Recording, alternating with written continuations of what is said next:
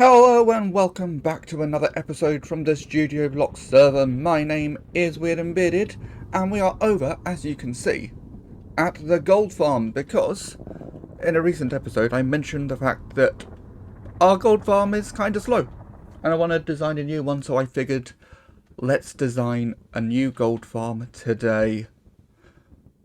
And I wanted to see a baseline. So I did an hour AFK session at this farm. And oh my god, it's rubbish.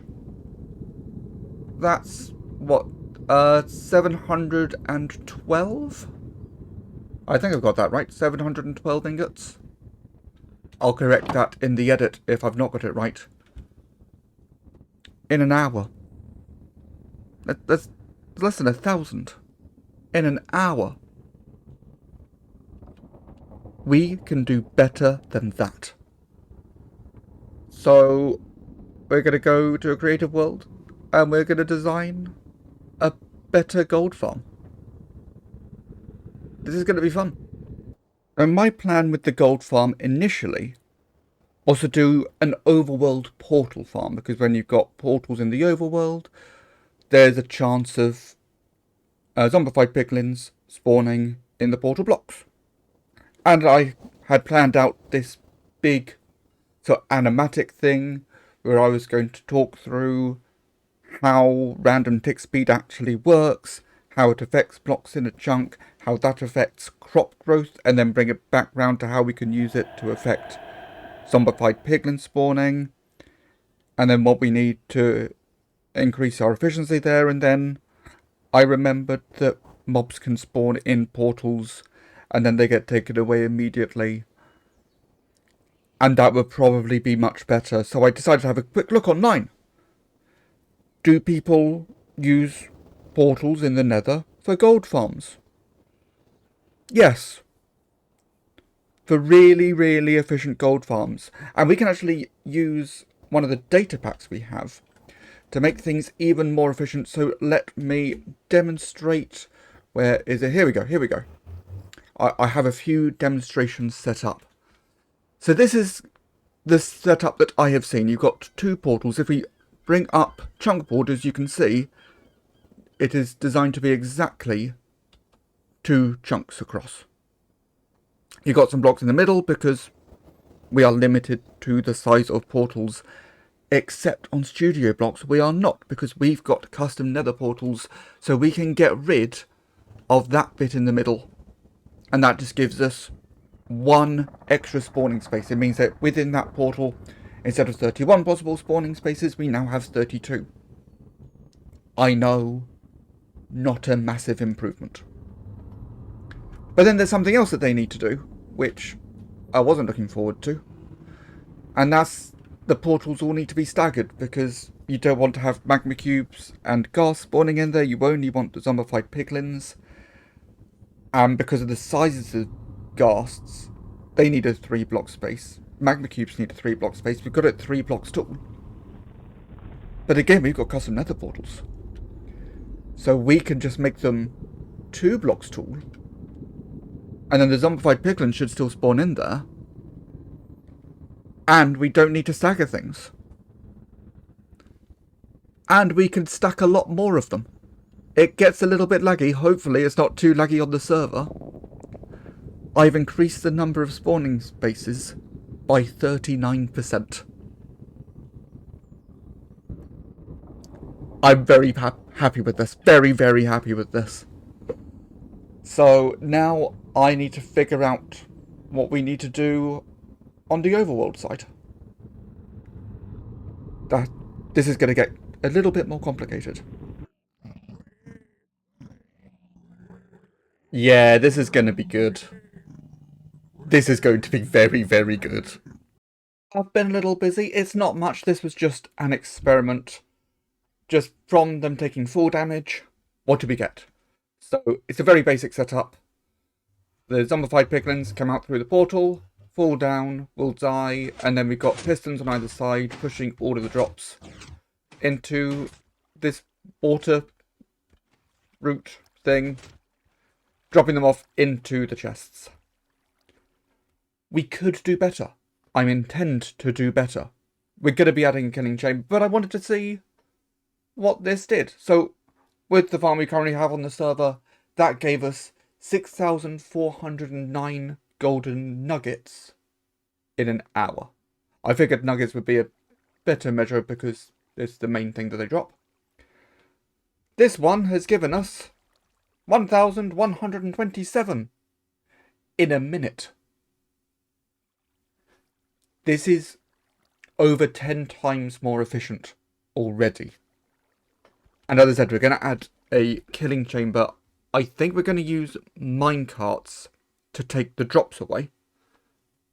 And then they can be put into a water system from there to get sorted. We don't care about the rotten flesh. We also don't care about any items that they're holding, especially because they take up so much storage. So I think we will sort out golden nuggets and golden ingots, because we'll be standing there with a sword, so they will be dropping ingots. And everything else can be put into lava. So I'm going to get a setup put together. See if I can make something that works. Hopefully I can make something that works. I've been busy again. I think we're ready for a first test. But before we do, I'll talk you through what I'm hoping will happen. So the zombified piglins spawn up in the portal, fall down the sides, congregate down here, and I can be here swinging my sword, which I have enchanted. Where's my cursor? There's my cursor. It's got mending, unbreaking 3, sharpness 5, looting 3, sweeping edge 3. I could have added others, but these ones specifically will be useful. We also have a beacon with strength 2, just to help out. Any XP they drop will come through the gap, so I can pick up all their XP, which will keep my sword fixed. I imagine for actual sessions of doing this, we'll add another beacon for regen, because people will likely be here a long time. Then we have the 2 columns of minecarts. So they, one by one, drop down, go around the track, drop any items they pick up into some hoppers, which go into some droppers, and then the minecarts go back to the start, and they just go on a loop. Anything in the droppers get released. Then on this side, we sort out any gold ingots. On this side, we sort out any golden nuggets, and then everything else, in theory, goes into the lava, assuming everything works. Now I've got my camera account over in the nether, loading up the farm. This is a farm that does require 2 accounts. And I'm going to do what I did last time. I'm going to run the farm for a minute. So let's get the minecarts going round. I've also turned all of the sounds down, because otherwise this will get very, very... It's probably going to get very, very loud anyway. I'm going to turn the sounds down a bit more. Let's just turn it right down. So then we need to do game rule, do mob spawning true, go. The minute has begun.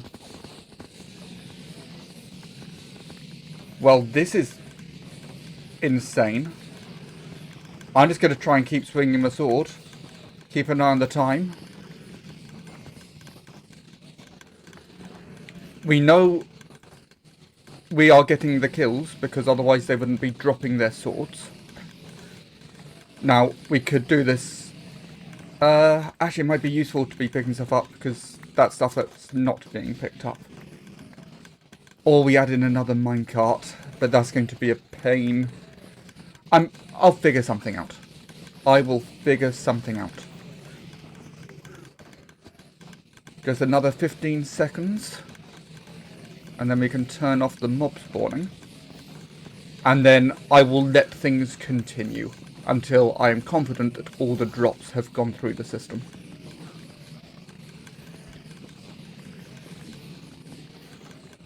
Pulse.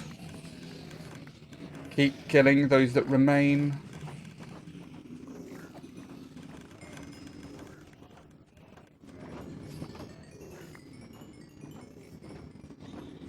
Oh, we've got a load of babies that I've not been able to see.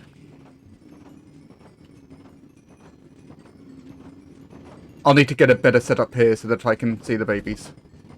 Oh! And these have backed up. Why have you all backed up? I'm going to see if I can figure out what's gone wrong. I've made a few changes to the system. First of all, we're just slowing down the minecart slightly. Now, there's an extra 2-tick delay between each minecart coming out, because they were just getting caught kind of on each other on the corners and stuff when they were running for longer. It seemed to run fine this time, so hopefully that works. What we've also done over here, where we had slabs, I've replaced them with chains, and now we can see right the way in, we can see where all the mobs are. They still can't get to me. And we put some hoppers down here, so any drops that fall over here will be fed into the minecarts as they go past. So that bit, all working, all fine. Seems to not be a problem. The sorting system kind of worked. I say kind of, we'll get to the kind of in a bit. Because what we really want to know is the numbers. In 1 minute, and this was the second test because obviously the first test failed.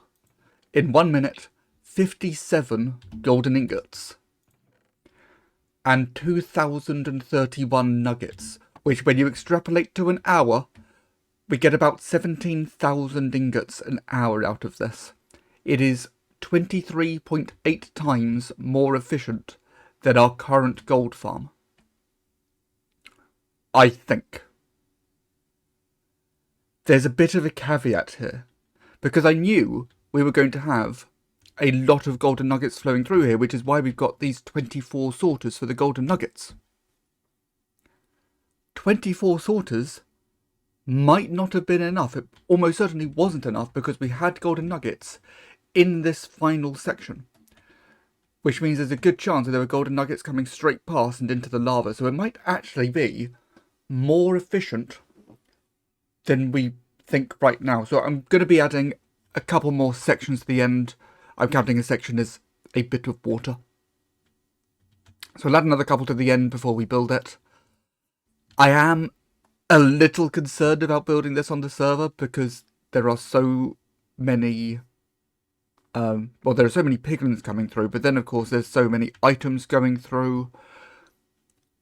Hopefully it doesn't lag things out. Fortunately, we can easily slow things down. So if we head... I'm not going to head back into the nether because I'm just going to end up in the middle of a load of portals. But if we were to be back in the nether, then we can just get rid of a line of portals to slow things down a bit. And let's be honest, with 17,000 golden ingots an hour, we can afford to slow things down a bit. We're getting almost twice as many golden ingots as we get iron ingots.